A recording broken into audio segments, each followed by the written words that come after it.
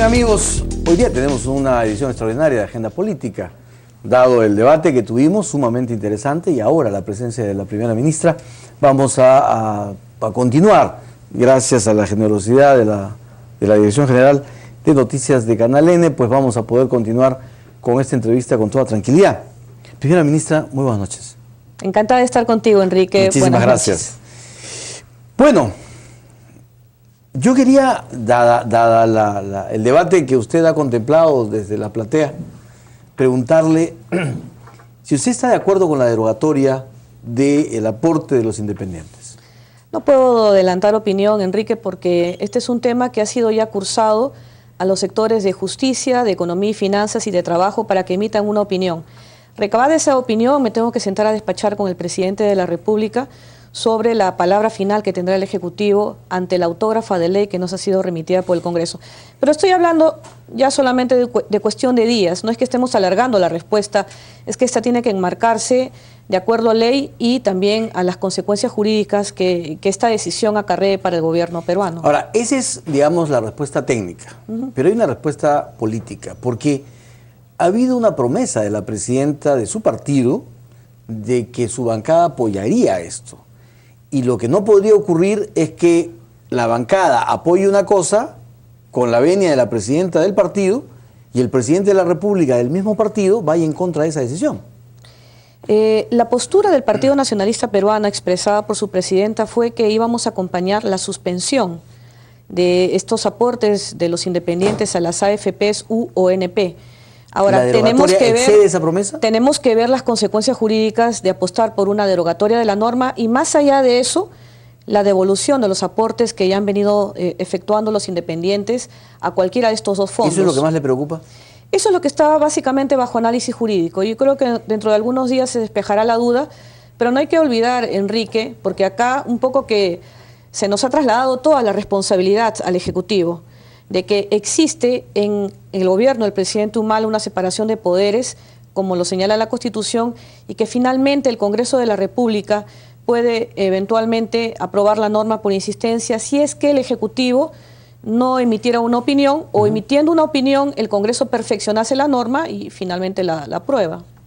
Muy bien, entonces, pero la autógrafa ya les llegó. Ya nos ha llegado el autógrafo y hemos corrido traslado estos tres sectores que te he hecho referencia. Está bajo análisis jurídico. ¿Y ellos tienen en sus manos entonces la autógrafa? Ya ingresó a las carteras de Estado. ¿Cuándo fue eso? Esto ha sido la semana pasada. La semana pasada. Entiendo que a inicios de semana ingresa la autógrafa de ley al Ejecutivo y del Ejecutivo nosotros hemos cursado traslado a estos sectores. Todavía la respuesta de estos ministerios no ha llegado al presidente de la República. Claro, pero una vez recibida la autógrafa en Palacio, ya corre el plazo de los 15 días. Ya está corriendo el plazo. ¿No es cierto? Entonces, digamos, ya corrió una semana, digamos.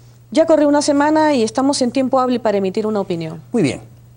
Primera ministra, usted advirtió de un riesgo de demanda si suspendían los aportes de los independientes. Pero parece que esto no es así.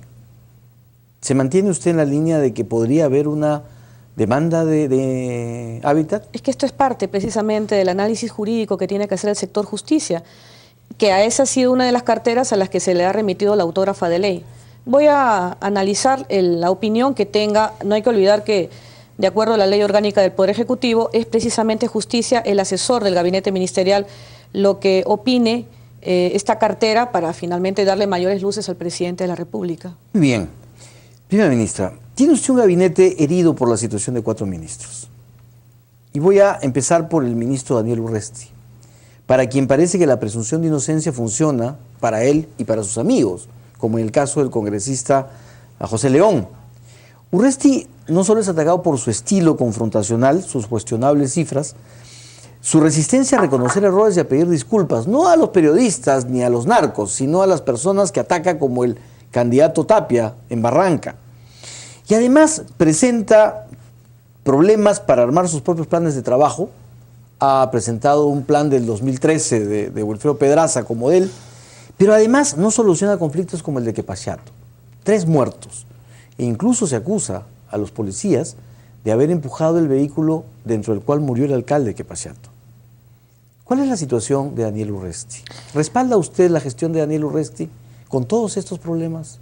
Bueno, antes que nada, Enrique, quisiera a través de agenda política, invocar a la población de la convención en el Cusco, dado que ellos están sosteniendo una medida de lucha que viene paralizando comercialmente a la región, que depongan cualquier medida de lucha que decaiga en violencia y pueda poner en peligro la vida de los ciudadanos en el Cusco. Yo invoco a los compatriotas del Cusco a la serenidad, a retomar el diálogo que teníamos desde la Oficina de Diálogo y Sostenibilidad de la PCM, labor que ejecutaron los que me antecedieron en el cargo de presidentes del Consejo de Ministros, y lamentar las muertes que se han suscitado, no producto propiamente del paro, porque de esta lamentablemente se produjo la muerte de un adolescente de 16 años que está siendo investigada. Por un disparo a un policía. Los otros fallecidos han sido por circunstancias ajenas a la paralización. Sin embargo, se dice que el accidente tiene que ver con el alcalde de Quepachato también está bajo investigación. Que le daban unos policías llevando detenidos dentro del auto. Sería temerario afirmar algo así a priori. La Policía Nacional del Perú y el Ministerio Público están en esa etapa de investigación y no podemos adelantar los hechos. Lo que sí me parece delicado, Enrique, además obviamente de extender el pésame a la familia del alcalde de Quepachato que ha fallecido, es el hallazgo que se ha tenido el día de hoy en la camioneta que trasladaba al alcalde de Quepachato. La Fiscalía y la Policía Nacional del Perú han detectado en el parachoque del vehículo un total de 23 unidades, 23 paquetes, cuyo contenido sería droga. La naturaleza en sí de la droga que ha sido hallada está siendo investigada, así como el pesaje de cada unidad, pero son 23 paquetes que se han encontrado y que esto daría un vuelco también a la investigación que pudiera explicar las razones por las cuales el chofer huyó y se metió al río con las consecuencias que todos sabemos. Pero todo eso está en materia de investigación. ¿La cifra de los 23 kilos se la dio el ministro Urresti? La Fiscalía, y ya es una noticia nacional en esta hora. No, pregunto, porque el ministro Urresti parece no tener muy claras las cifras cuando Enrique, se trata de pesar drogas. Todos los ministros de Estado, incluyéndome a mí, estamos en constante evaluación. Yo he ido al Congreso de la República a extender un discurso con metas, cuándo y cómo, y me tengo que sujetar a esas metas que no son sino el cumplimiento del mensaje del 28 de julio del presidente de la República. Si los ministros de manera interdisciplinaria o sectorial no alcanzasen esas metas, evidentemente operaría ahí una recomposición del gabinete. Todos los ministros estamos bajo evaluación y creo que no hay nadie acá que pueda sentir que está excepto de ser evaluado tanto por su conducta como por su performance en cada ministerio. Pero yo estoy completamente seguro que si usted se equivocara, usted pediría disculpas. Estoy completamente seguro. No solamente por su personalidad y su don de gente, sino por su capacidad política para ver las cosas. Y lo ha hecho. En reiteradas ocasiones en el pasado se ha rectificado, ministra. Sin embargo, cuando se ha atacado al señor Tapia en Barranca, el señor Urresti no solamente no ha pedido disculpas, sino que ha dicho que ojalá los periodistas les dé pesadillas en la noche porque no les iba a pedir disculpas. Y que él no iba a pedir disculpas a los narcos. Nadie pidió en el Perú que pidiera disculpas a los narcos, sino a quien él había acusado de narco sin serlo. Bueno, esa respuesta la tiene que responder el propio ministro Urresti. Pero yo sí recuerdo, Enrique, y hay que ser justos, que en determinado momento un candidato que se sintió aludido en una nómina de presuntos candidatos que tendrían vínculos con el narcotráfico y que había sucedido un caso de homonimia, exigió del ministro Urresti unas disculpas públicas para limpiar su nombre. Y él las dio. Bueno, o sea, supo reconocer que había cometido un error. ¿Por qué no las da ahora? Entiendo de que él lo que ha dicho es que ha sido malinterpretado, ha inclusive tenido esfuerzos de presentar imágenes en ese sentido, y lo que sí le he invocado yo como presidente del Consejo de Ministros es que él no materialice los cuestionamientos o críticas o aportes que puedan venir de un sector de la prensa o un sector de la oposición. Lo que a nosotros se nos juzga es nuestro trabajo y uno no debe personalizar la crítica. Le he pedido en ese sentido que considere que él debe seguir avanzando sin mirar a los lados las personas que pudieran tener hacia él cuestionamientos que él lo tiene que rebatir a través de su propio trabajo y de la certidumbre de su trabajo también. Muy bien, nos alegra que usted haya conversado con él y lo haya llamado de alguna manera al orden. Doctora Nájera, usted dijo que no había lobbies en este gobierno. Y que lobbies ilegales. Así es, lobbies ilegales que dijo usted, como se producía en el pasado. Sin embargo, las acusaciones de lobbies ya no son una o dos, o ya no son solo contra el ministro Mayorga. también aparece una acusación contra el ministro Luis Miguel Castilla, que se dice perjudica a Serpar para beneficiar a una empresa que es la corporación Lindle. ¿Qué ha averiguado usted sobre este tema? ¿Es verdad que el ministro Luis Miguel Castilla de alguna manera está perjudicando a una institución del Estado como Serpar para beneficiar a una empresa particular? Todas las normas que nosotros aprobamos, lo he señalado en otras oportunidades, Enrique, es de manera colegiada. Hay consenso absoluto de las medidas que adoptamos dentro del Consejo de Ministros. Y una de estas es precisamente este paquete legislativo para reactivar nuestra economía que ha sido remitido al Congreso. Si hubiera alguna norma, que se contrapone a la Constitución o a leyes especiales, el Congreso las mejorará, las perfeccionará y en su caso no las aprobará.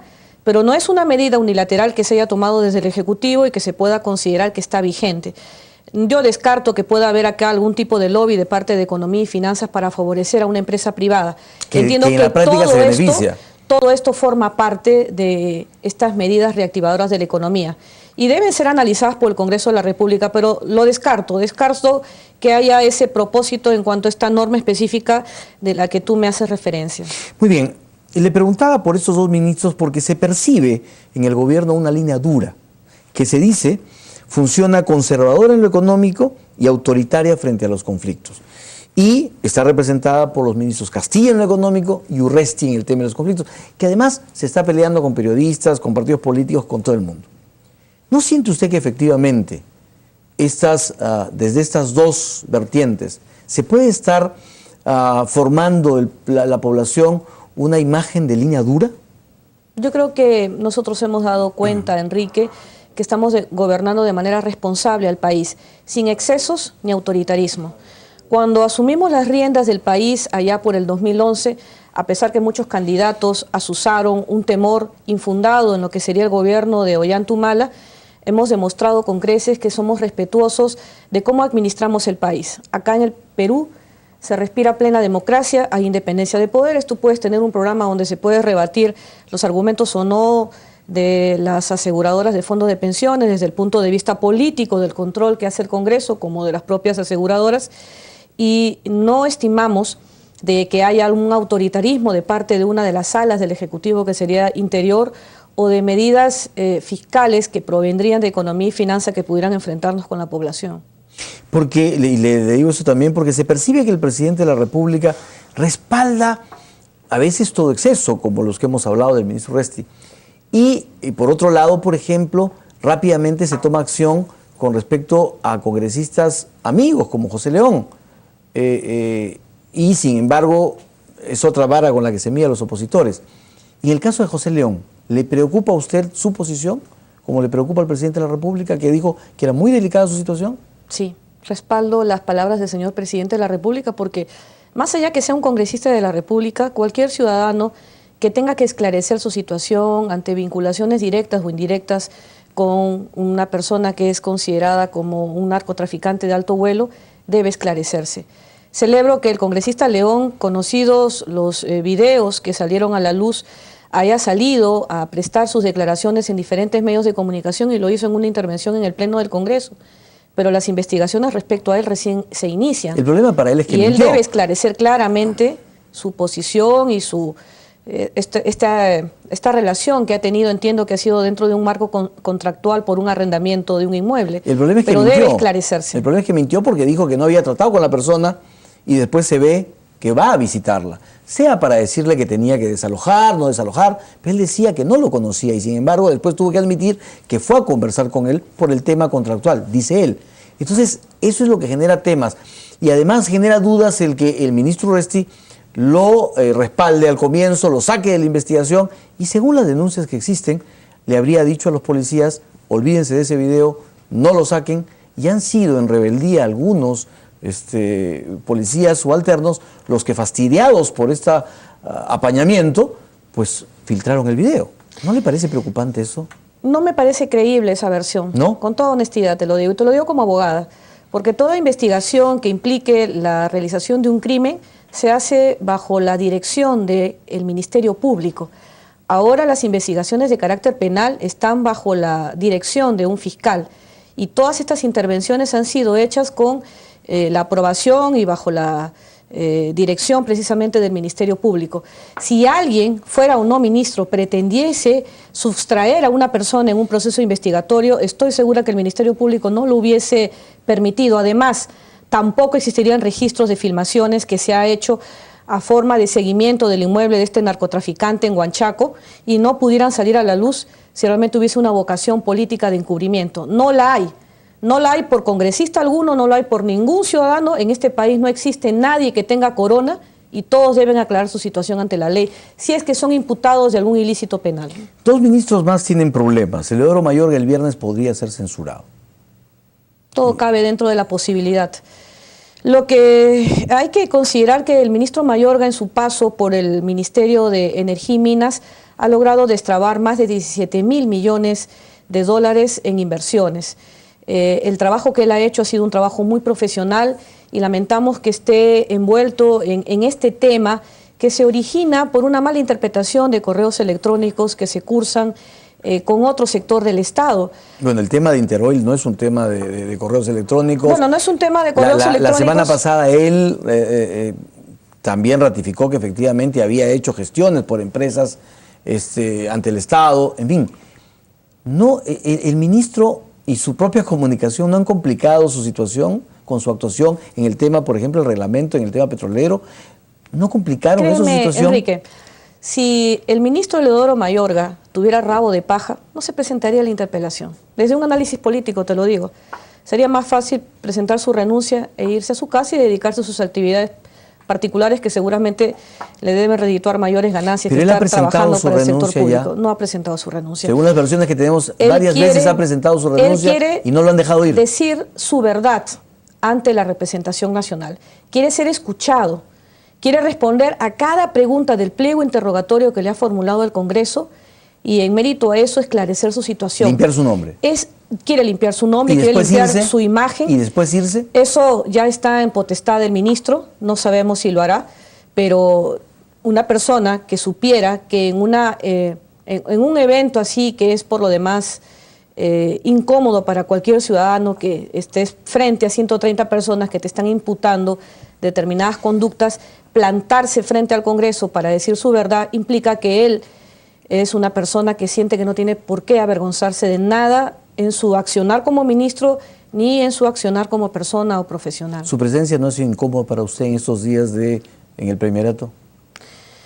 Me parece que distrajo un poco la agenda nacional, ¿no? Porque yo estaba buscando en este mecanismo del diálogo con las bancadas del Congreso una agenda en común que pudiéramos realizar y no que se insertase propiamente en el discurso de investidura, porque yo fui clara en cada cita que tuve con los congresistas en decirle que mi discurso se iba a centrar en estos 4 ejes de desarrollo que el presidente había planteado, entre ellos educación. Entonces no era y salud. más fácil decirle, pero ministro, he váyase a su casa recogido los tranquilo. insumos de la representación nacional para irlas trabajando intersectorialmente con las carteras de Estado.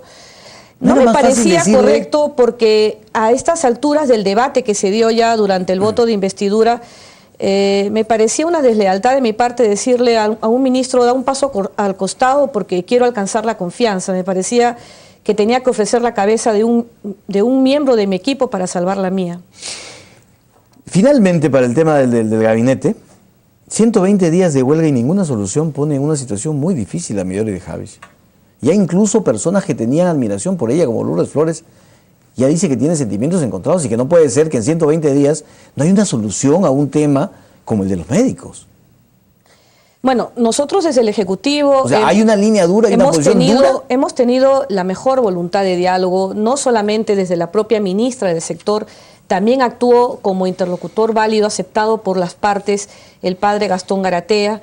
En determinado momento, el ministro de Trabajo, Freddy Otárola, porque cuando él fue presidente del Congreso, tuvo una participación activa también para que se levantase una huelga del propio sector salud hace meses atrás.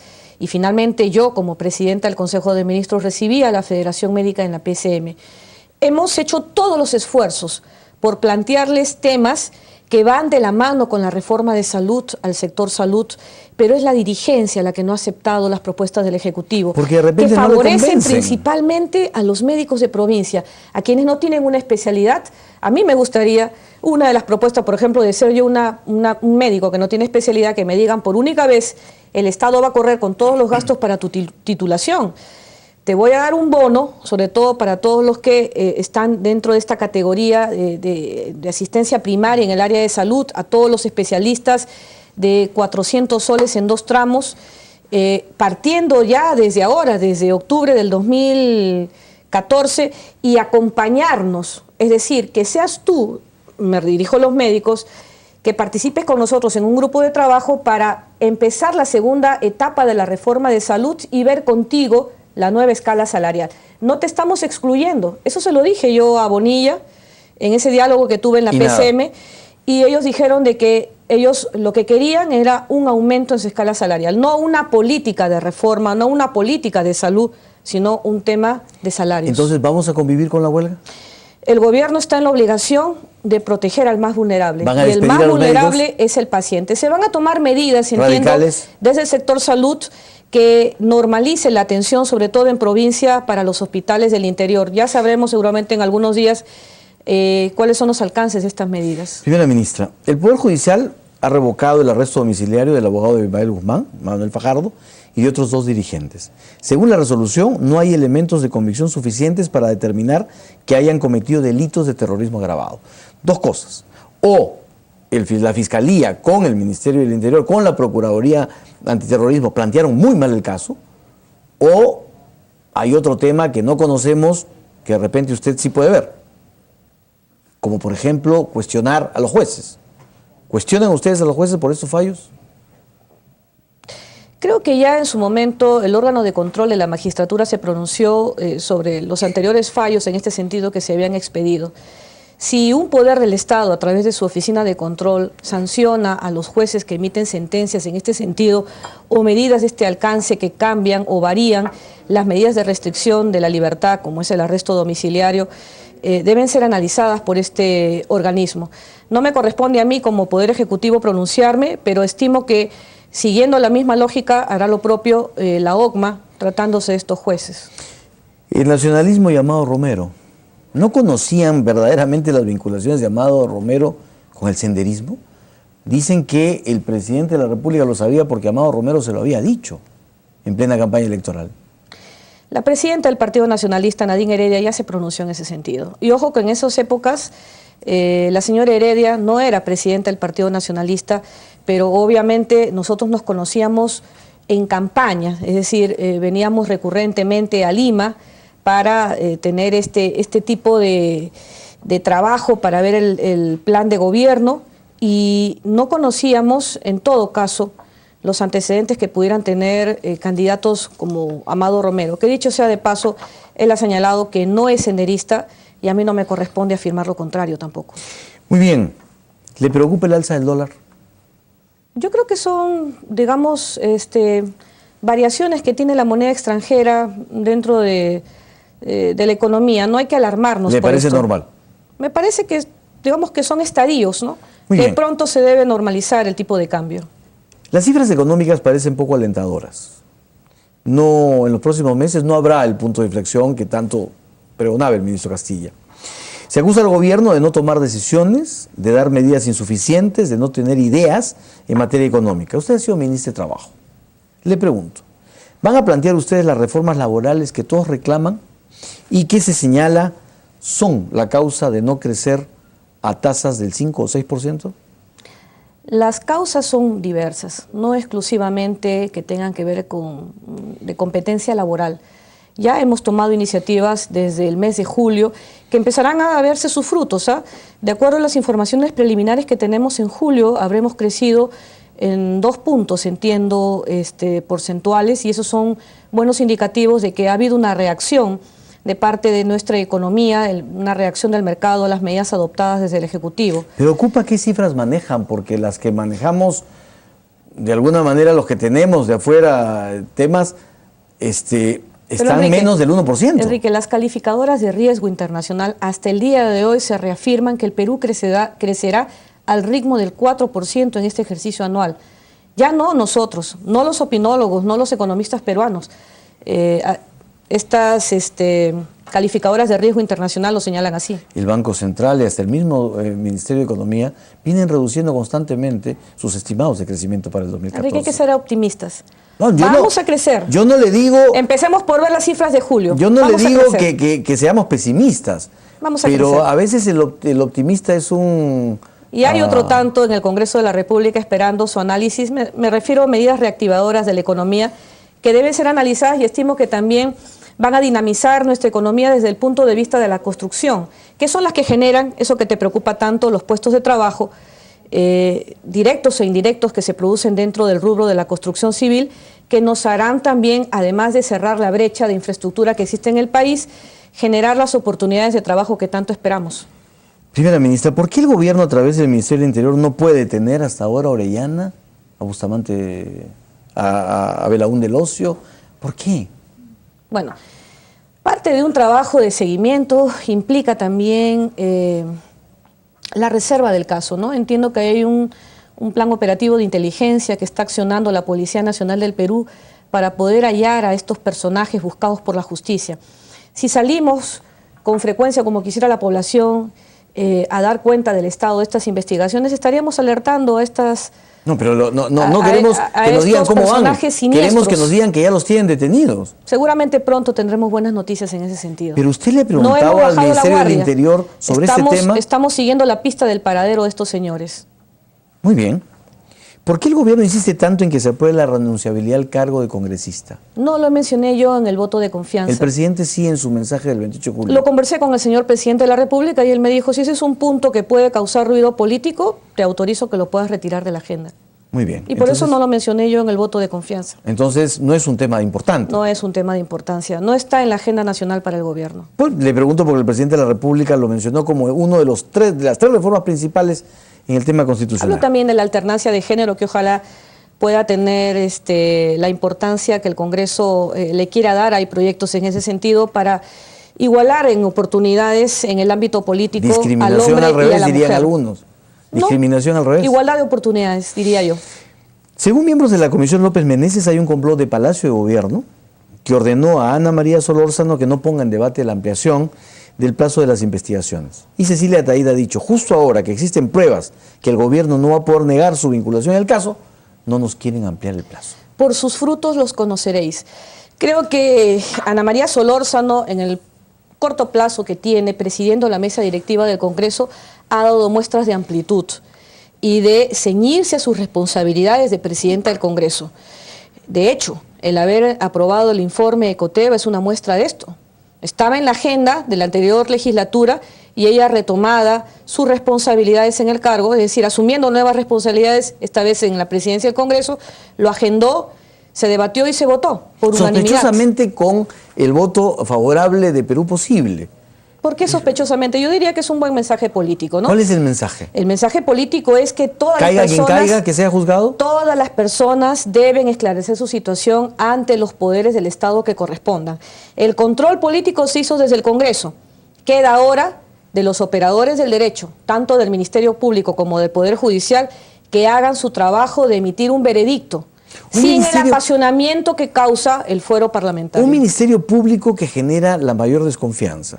Un ministerio público que se dice sería muy cercano a Alejandro Toledo y un ministerio público que, además, a cuyo titular se le inician una serie de investigaciones. ¿Usted confía?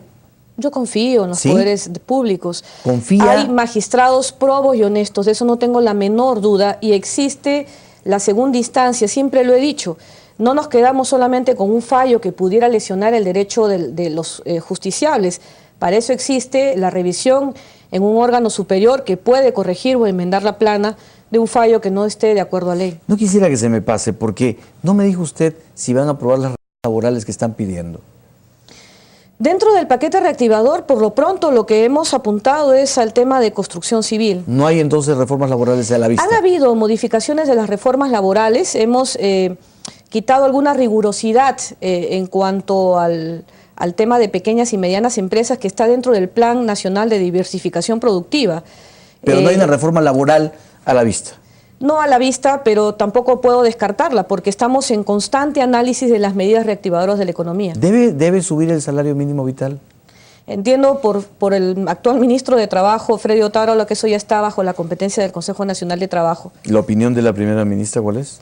No tengo una opinión desde que asumí cargo de se ha hablado primera de salarios ministra. mínimos diferenciados. La opinión mía es la opinión ya del gobierno. Se ha hablado de salarios mínimos diferenciados. ¿Le suena razonable? Esperemos a ver qué finalmente arrojan estos debates tripartitos entre el Estado, representado por el Ministerio de Trabajo, el empleador a través de las organizaciones de empresarios y de los sindicatos de trabajadores. Dos últimas preguntas. Cuando yo dejé en ese estado el debate dentro del Ministerio de Trabajo, se habían acercado todas las posturas y solamente habían 2 puntos por definir. Son temas de carácter técnico eminentemente, pero había un debate fluido entre las partes y entiendo que Freddy Otárola, siendo además un ministro político, podrá tener luces dentro de poco en ese sentido. ¿Cree usted que el Poder Judicial ha beneficiado a Alan García y ha interferido en la función congresal? Hay independencia de poderes. El Poder Judicial emite sus fallos de acuerdo a sus competencias, el Ejecutivo hace lo propio desde sus competencias. No me corresponde a mí cuestionar el accionar de cada poder del Estado. ¿No está usted entonces de acuerdo con su bancada? Entiendo que el Congreso de la República debe hacer defensa férrea de sus fueros, están en su papel, pero desde mi posición desde el Ejecutivo es respetar el equilibrio de poderes. El Perú retrocedió 4 posiciones en el ranking mundial de competitividad. Y esperamos recuperar pronto el estatus que teníamos cuando reactivemos nuestra economía nacional, sobre todo de cara al 2015, donde nosotros hemos estimado creceremos a ritmo del 6%, como estábamos creciendo en los últimos años. Así es, pero esto ha significado que el ministro Gessi diga que la caída en índice de competitividad refleja problemas serios en el país. ¿Tenemos problemas serios? Institucionalidad, educación superior, infraestructura, competitividad, innovación, todo eso tenemos como, según quienes hacen estos rankings. Esos son esos problemas serios y graves, como dice el ministro Gessi. ¿Tiene razón el ministro Gessi cuando dice que tenemos problemas serios en el país? Tenemos problemas, pero los estamos encarando como gobierno, estamos actuando con responsabilidad. Tan es así que el presupuesto general de la República que hemos ofrecido al Congreso para su debate es de más de 130 millones de nuevos soles, enfocados especialmente en educación y salud. Si parte precisamente de estos obstáculos que tenemos para la competitividad es el tema educativo, pues le hemos asignado más de 4.200 millones adicionales a este rubro para seguir creciendo y cerrar la brecha de desigualdad social. Primera ministra, muy reconocido por su presencia en este programa. Gracias, Enrique. Yo quería contarte que el día de ayer los ministros de Estado, como es política del presidente Humala, estamos constantemente en provincias, pero ahora trabajando especialmente en equipo. Fui con un equipo de ministros a el CENEPA, a la comunidad Pampaensa, que reúne también 15 comunidades nativas, para ver sus temas de salud, de infraestructura educativa, de conectividad, y creo que la presencia de los ministros de Estado en la zona, también para ver los temas de discapacidad, porque hay muchos niños con discapacidad, hará que pronto traigamos el desarrollo a toda esta parte de la Amazonía. Estoy muy reconocida por el trabajo comprometido de mis ministros y que no es tampoco flor de un día, porque es un trabajo que el presidente Humala ha iniciado desde su gestión, donde el Estado tiene un acercamiento directo, piel a piel, con los ciudadanos. Y en cuanto a Cusco, permíteme hacer el último llamado a la paz. Por favor, compatriotas, depongan cualquier medida de violencia que ponga en peligro la vida de sus propios hijos. La policía está actuando con cautela, resguardando su seguridad y también la propiedad pública y privada. El diálogo siempre lo vamos a sostener, siempre vamos a estar ahí para poder intercambiar ideas, para resolver problemas, pero lo único que les pedimos es levantar esta medida de lucha. Y reafirmamos nuestro compromiso del último Consejo de Ministros descentralizado que celebramos precisamente en el Cusco, de invertir en la zona más de 9.000 millones de nuevos soles, aparte de los 3.000 millones de dólares que costará la implementación del aeropuerto de Chincheros. Eso es desarrollo. Primera ministra, muchísimas gracias. Gracias, ¿Va a votar por Susana Villarán? Yo no voto en Lima. No vota en Lima. Mi distrito electoral es en Ica. En Ica. En Ica. ¿Cree usted que Susana Villarán podrá ganar? Dejemos al ciudadano limeño tomar su decisión en plena libertad. Muchísimas gracias, muy Gracias, amable Enrique, por su presencia. Amigos, nosotros agradecemos, repito, la generosidad de la Dirección General de este canal que nos ha permitido esta edición extraordinaria para que ustedes puedan escuchar el debate entre Víctor Andrés García Belaúnde y Luis Valdivieso de las AFPs, y también para contar con la presencia de la primera ministra Ana Jara. Todas estas entrevistas podrán ustedes volver a verlas a las 11 de la noche. Nos despedimos en vivo hasta el próximo domingo a las 7.